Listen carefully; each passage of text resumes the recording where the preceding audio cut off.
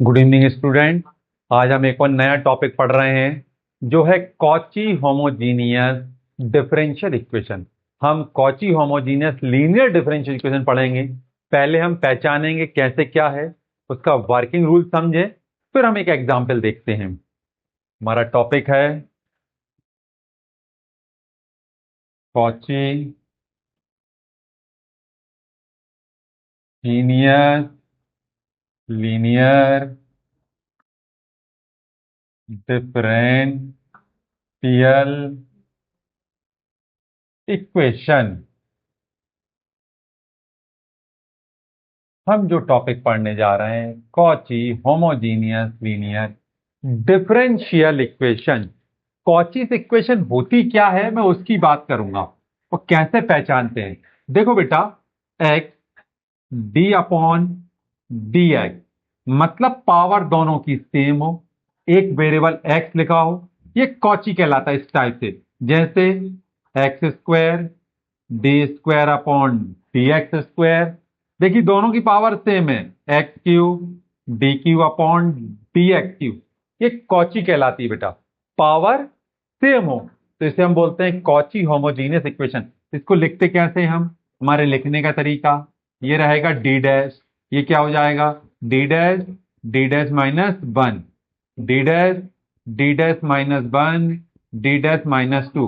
कहीं और आगे जाता मैं फोर तो क्या हो जाता बेटा, इसका एक्स की पावर तो कैसे लिखता, D dash minus one, D dash minus two, D dash minus three. But इसकी एक पुटिंग भी निश्चित है, एक पुटिंग यूज की जाती है। ध्यान रखना कॉची हम कैसे पहचान गए एग्जाम में कि कॉची होमोजीनियस है। डिफरेंशिएशन एंड एक्स वेरिएबल दोनों सेम दी हो, पावर सेम दी है तो उसे हम कॉची होमोजीनियस कह लेंगे। जैसे वन एक्स की पावर एक बार डिफरेंशिएशन, एक्स की पावर टू तो टू बार डिफरेंशिएशन, एक्स की पावर थ्री तो थ्री टाइम डिफरेंशिएशन, एक्स की पावर फोर तो फोर टाइम डिफरेंशिएशन। इसकी पुटिंग क्या होती है, एक्स इक्वल टू हमारे पास ई की पावर जेड पुट करते हैं और जेड इक्वल टू हो जाता है लॉग ऑफ एक्स। याद रखें ये हमारे कॉची की पुटिंग है जिनका हम यूज करते हैं। अब इसको मैं एक एग्जाम्पल से आपको एक्सप्लेन कर रहा हूं। देखिए एग्जाम्पल देखिए आप लोग, x square d square y upon d x square plus five x d y upon d x plus four Y is equal to x की पावर टू। ये हमारे सामने का एग्जाम्पल बेटा लिया हमने, ठीक है। तो हम पहले एग्जाम्पल देखेंगे हमारा कॉची है कि नॉर्मल है। तो सबसे पहले आप ध्यान देखिए कि यहाँ डी की पावर कितनी है टू और एक्स की पावर टू, दोनों की पावर ठीक है मतलब हमारा कॉची कंडीशन है। यहाँ एक्स की पावर वन और एक बार डिफरेंशिएशन मतलब ठीक है। तो एक कॉची का क्वेश्चन है, जितनी बार डिफरेंशिएशन उतनी एक्स की पावर सेम हो तो उसे हम कॉची कहेंगे। अब कॉची हमने पहचान ली, अब हम इसकी क्या पुटिंग करेंगे उसको समझिए आप लोग।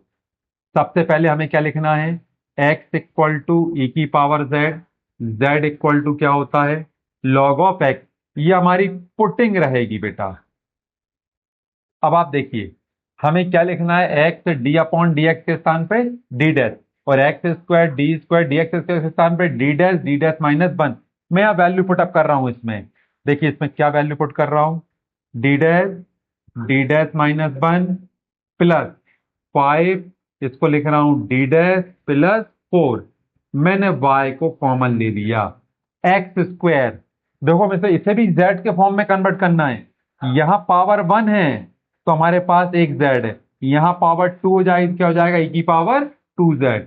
तो इट मीन्स क्या हो गया e की पावर टू जेड। जितनी पावर x की होती है उतनी पावर कॉची में e की हो जाती है, ये याद रखें। अब इसको थोड़ा कैलकुलेशन को अपन सॉल्व करते हैं। देखिए क्या होगा, पहले मल्टीप्लाई करिए, डी डैश का square minus D dash plus five D dash plus four Y is equal to A की पावर टू जेड।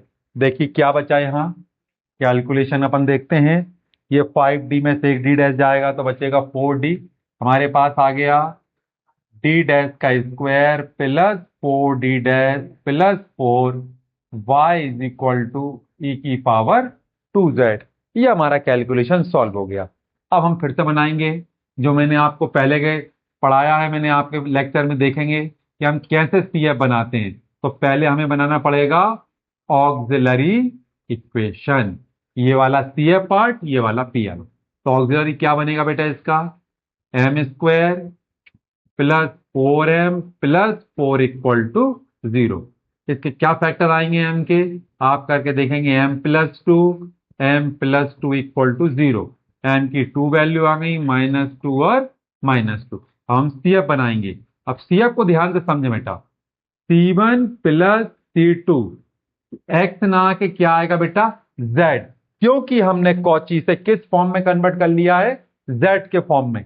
और जब हम नॉर्मल वाले में पढ़ते थे बेटा तो वहां क्या लिखते थे, x, परंतु यहां कन्वर्ट कर लिया हमने z के फॉर्म में। और यहां लिखा आएगा e की पावर कितनी वैल्यू है, -2z। अब हम निकाल रहे हैं PI।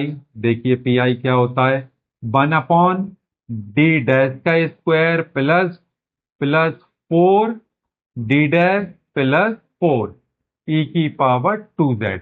मैंने आपको e का रूल पढ़ाया था केस नंबर फर्स्ट, जब मैंने आपको PI पढ़ाया था, फर्स्ट केस PI का पढ़ाया था, उसने बताया जो भी e की पावर है वो कहां पुट कर देनी है, d में, बट कंडीशन है नॉट इक्वल टू 0। तो ये सारे पॉजिटिव हैं, तो नेगेटिव तो है भी नहीं, तो 0 आएगा भी नहीं। तो हम देखो वैल्यूज पुट अप कर रहे हैं, ये सारे पॉजिटिव हैं। कितनी e की पावर 2, तो 2 का square plus 4 into 2 plus 4 e की पावर 2z। तो देखिए क्या बचा हमारे पास, 4, 2 इंटू 4 8 प्लस 4 e की पावर 2z।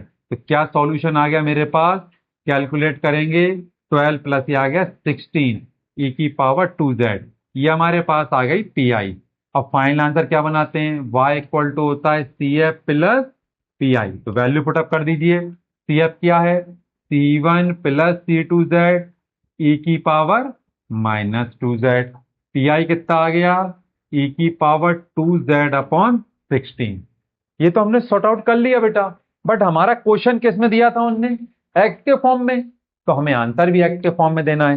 तो देखिए x इक्वल टू मैंने क्या लिखा है, e की पावर z, और z मीन्स क्या होता है, log ऑफ x। अब हम z की वैल्यू पुट करेंगे, y equal to C1 plus C2, क्या वैल्यू है z की, log ऑफ x। तो ये आ गया log ऑफ x। यहां लिखा है e की पावर -2z, तो मैंने आपको बताया था जो भी e की पावर लिखूंगा वो यहां लिखा आएगा। यहां कहीं मैं -2 कर दूंगा तो क्या हो जाएगा, x की पावर -2। पूरा e से यहां रिलेशन है, इसको ध्यान से आप समझें। पूरा यहां e की पावर में 3z लिख दूं तो हो जाएगा x की पावर 3। तो यहां लिखा है e की पावर -2z, तो इसका मतलब हुआ x की पावर -2। और यहां क्या मतलब हुआ, x की पावर 2, ये पॉजिटिव ये नेगेटिव दिया था, अपॉन 16। ये इसका फाइनल आंसर हो गया बेटा। ये हमारी Cauchy homogeneous linear differential equation थी। सबसे पहले हम कॉची को कैसे पहचानते, दो डिफरेंशिएशन और x की पावर सेम है तो इट मींस कॉची है। ठीक है, आपको आ गया होगा एग्जाम्पल समझ में। चलिए